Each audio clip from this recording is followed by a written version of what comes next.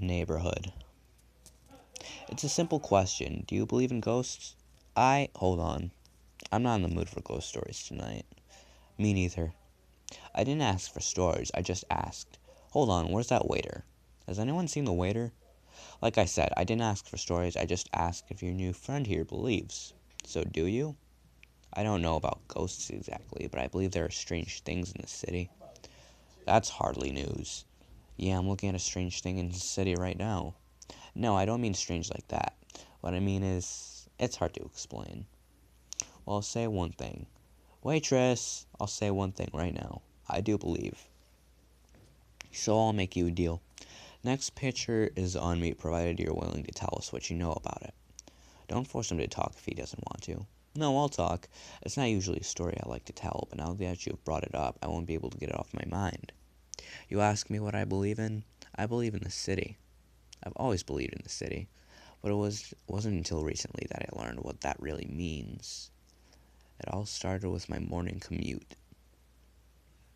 The man had lived in the city all his life, and yet he knew nothing about the neighborhood, and that frightened him. He was a worker. In the morning he took a bus to his first job, and in the afternoon he took another bus to his other job. Then he took a third bus home. He knew every neighborhood those buses passed through. The Marina, the Mission, North Beach, No Valley, the Tenderloin, Soma. Each had a personality of their own. Old neighborhoods sometimes died, but new neighborhoods were born all the time. The worker knew them all, except for one.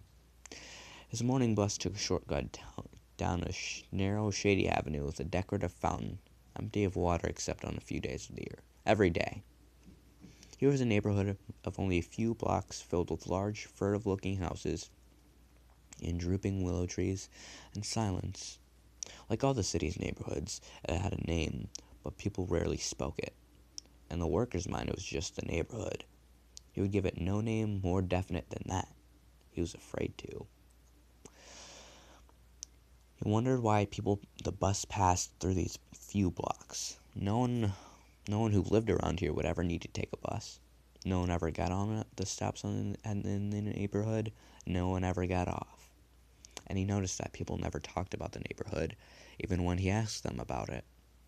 It was as if they knew not to. Who lives here? He wondered. Rich people, obviously. Workers like him couldn't afford such houses.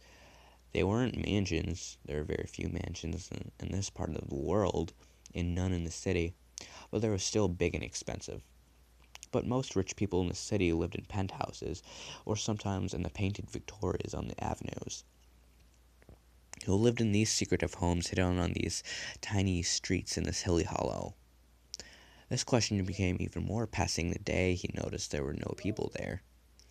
He'd never once seen anyone on the streets of the neighborhood, or anyone standing in a doorway, or anyone moving behind a window of any of the houses. It seemed to the worker that whoever lived in the neighborhood did not deign to leave their homes, or maybe it was just that, and he could not shake this thought no matter how irrational it seemed. They simply never left their homes during the day. Since he took a different bus home, the worker never passed through the neighborhood at night. He became glad of that. He seemed whoever lived there didn't want to be seen by outsiders. One day, a woman at the worker's night job took a vacation. His boss asked the worker if he wanted to fill in for her during the day. Tips were supposed to be better in the morning, so the worker agreed to switch his day and night shifts at both jobs.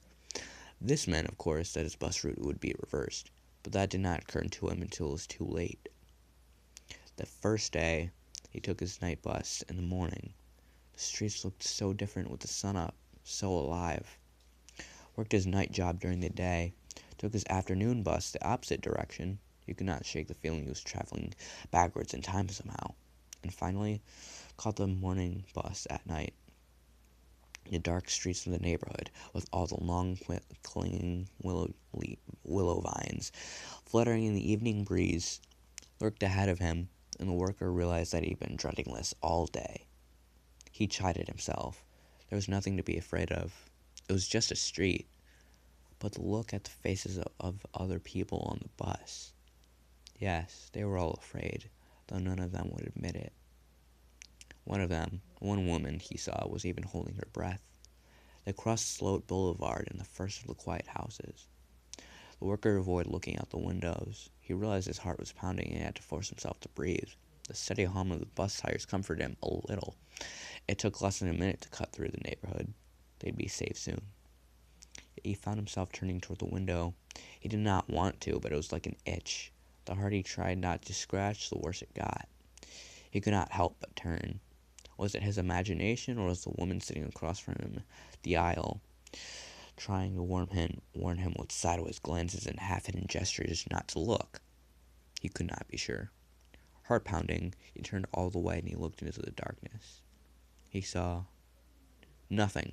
Nothing except the same streets and same houses as always, the same leaning trees and the same showy fountain. There was nothing strange or sinister about it, after all, and he laughed at himself. How childish his fears had been. It was just like a neighborhood for rich snobs who liked their privacy and were probably annoyed by the loud, smelly city bus that drove down their private little avenue 100 times a day, both ways. In fact, now that he was not so afraid, he realized it was really a pleasant-looking little neighborhood. It was inviting. Only half aware of what he was doing, the worker rang the bell. Several people in the nearby seats jumped. No one ever rang the bell for the stop in the neighborhood. But the worker just had. The driver glanced at him and then looked away. The woman across the aisle was now very clearly looking at the worker, and he saw her shake her head a fraction of a degree, but he ignored her.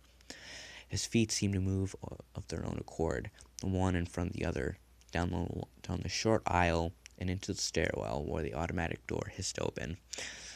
And then he was outside the protective shell of a vehicle and setting foot for the first time in his life on the streets of the neighborhood.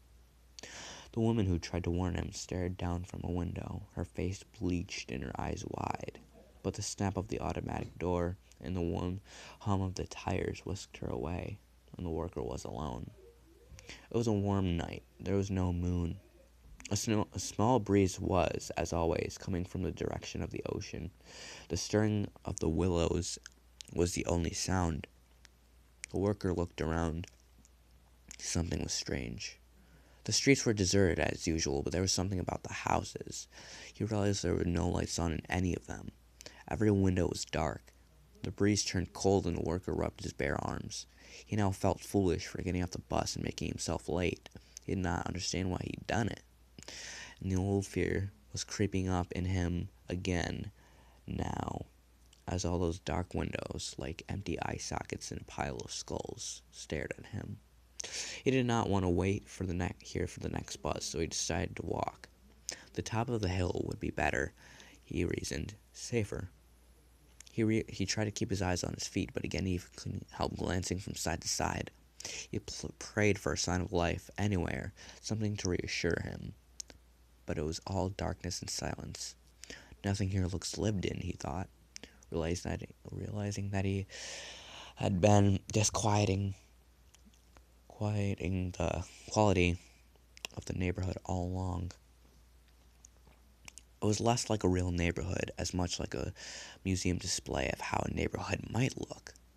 No one who saw these streets even for a second would mistake them for the habitat of any living thing. This he had always known deep down, even if he was now knew how to articulate it. He walked faster. It seemed to the worker that the hill was much steeper than usual. All rich neighborhoods in the city were built on hills. Was the grade becoming more severe as is to slow him down? Absurd, he thought. But then the wind changed direction, blowing in his face hard enough to make him take a half step backwards, like a hand trying to hold him back in place. The houses crouched on their lots, waiting for him. The windows were dark. The doors were closed. He stopped. One door was open, the little cream-colored house with the tile roof. It was wide open, in fact, revealing a dark hallway beyond. The worker looked around. Still no one in sight. Why should this door be open in the middle of the night, he wondered. It did not look like anyone was home. A house like this should be locked at night. Perhaps there had been a robbery. Perhaps someone had been hurt. Perhaps. He was walking toward the door. He did not want to, and he had not really thought about doing it, just as he hadn't really thought about getting off the bus. But still, he was walking toward the door. The toe of his work boots tapped the stone porch steps on his way up. Well, why am I doing this? He thought. But it was already too late. The door was open. He was inside. The house closed up around him. The worker stood in the foyer. Though dark, there seemed to be nothing strange about the house. It was clean and furnished. There was a faint underlying scent of mustiness, but there was also perceptible effort to cover it up. Everything was neatly in place. Yes, it looked normal enough, he thought, but didn't look lived in. A flicker of movement caught the worker's eye. He noticed that the front door had closed. Not all the way, just halfway, gliding on its hinges so quietly that what seemed like scarcely moved at all. It was enough to jolt the worker out of his reverie. I should not be here, he thought, and he went for the door, but something moved again. Not the door, but something just outside it. There was a flicker and a shudder, and the worker swore he saw something pale flop against the door frame. Surely that was not an arm? Surely flesh could not be such a color. Surely it was the dark in the worker's imagination that had made it appear. That a barely glimpsed quasi-human figure, with flesh like an earthworm, crouched on the porch, shuddering and gibbering. But then it was gone.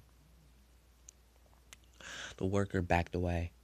He wanted to get out, but not that way. He noticed now that there was light in this house, after all, a bare illumination of a candle flame in a nearby doorway. Instinctively, he went toward it, wanting to huddle around the light for protection against whatever was in the dark.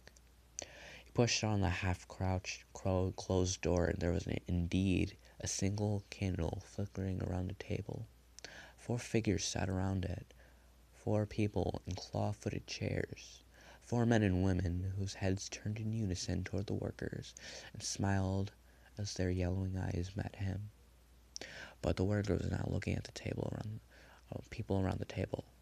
No, he was looking at what was on the table, next to the candle. He realized, trying to scream. No sound came out. "We have a guest," said one of the men. His voice was neither high nor low, nor young nor old. It was a blank voice. "We were not expecting you. I'm afraid you've already missed dinner." The worker could not move. He tried to run, but his legs were frozen. He continued to stare at the table. The man who had spoken balled up a red napkin and tossed it onto the tablecloth. "At least we can offer you the hospitality of our company. Why don't you sit and tell us a little bit about yourself? What's your name?" The man still smiled. His face was the color of chalk. The worker realized they expected him to speak, but his tongue clove to the roof of his mouth. "What's the matter with you? Can't you talk? Or are you one of those unfortunates?" The man's bloodless lips sneered. "Look at his clothes," said one of the women. He looks like some common rabble off the streets. Probably came off that bus." "Do you think so?" The man peered at him. The 2 silent figures nodded in agreement with the woman.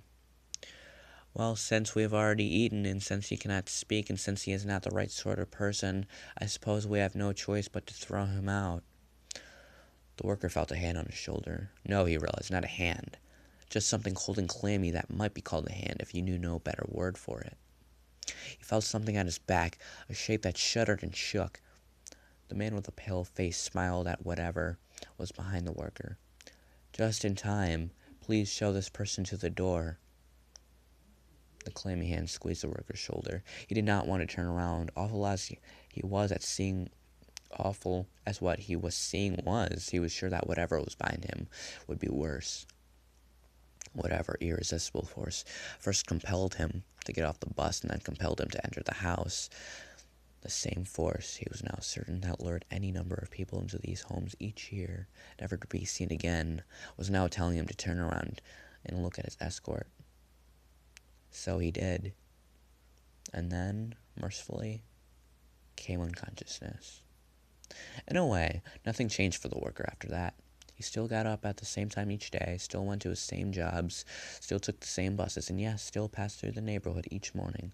He thought he would be afraid to, but he soon realized that the neighborhood was not the same creature during the day as it was during the night. There was really nothing to fear in the neighborhood by day. Yes, in one sense nothing changed, but in a more important sense, things were never quite the same again. The worker always thought he knew the city the way he would have known a brother if he'd ever had one. But the city seemed dark and alien, and he began to expect that he did not know it at all. Worse, he began to think that he did not want to. It was not the people at the table who haunted his dreams, not their bloodless faces or their long fangs staring behind gray lips, nor was it the shapeless, gibbering thing they had called a servant.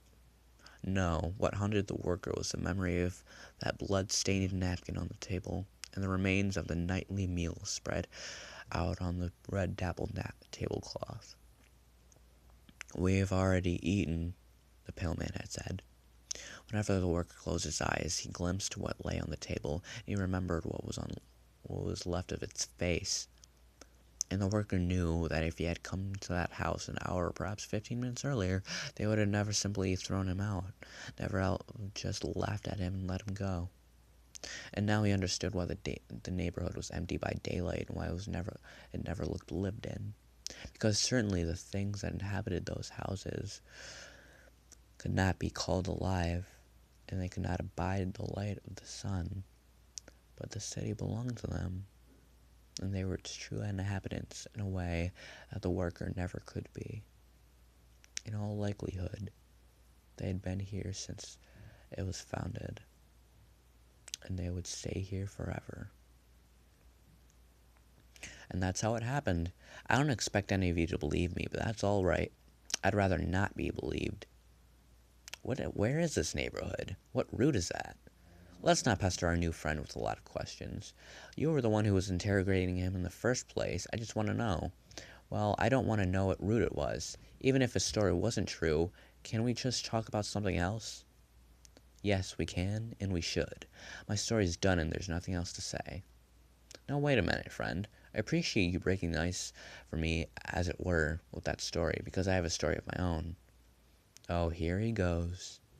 I'd say it's even stranger than yours, and since you were honest with me, I think it's only fair that I be honest back. If he's going to do this, we need more beer. I needed more anyway. Does anyone really want to hear this? I do. I do too. I believed every word of that first story, and in fact, I have one a lot like it. And if anyone else has one too, I want to hear it. And I'll buy the next round.